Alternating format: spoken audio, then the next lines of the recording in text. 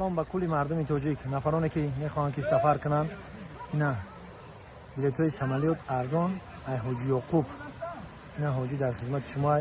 چی مسکو میرین، چی خیتای میرین، چی دیگه دولت ها میرین، با این حاجی یعقوب مراجعت کنین، البته در خدمت شما به نرخ ارزان شما رو بلیط میگیرن.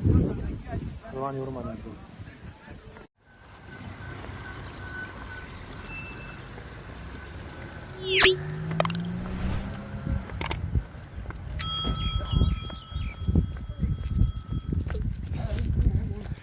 السلام علیکم.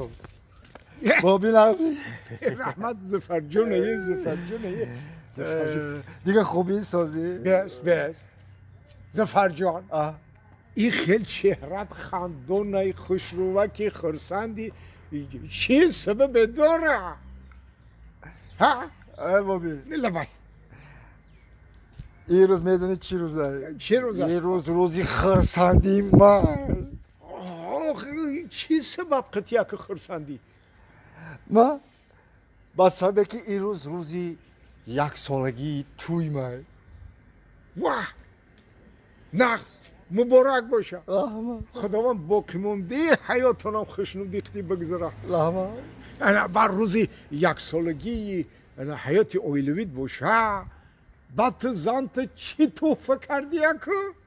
ما یه هفتینه پتیافکه برای خودجا بگن نقص رفت نقص قندت زن مرد انا میشل میشه انا و با زنت برای چی توفه کرد تدا ماذا؟ برای تو چی توفه کرد اکو؟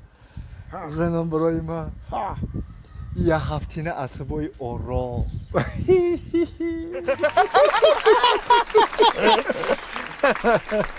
ای دیگه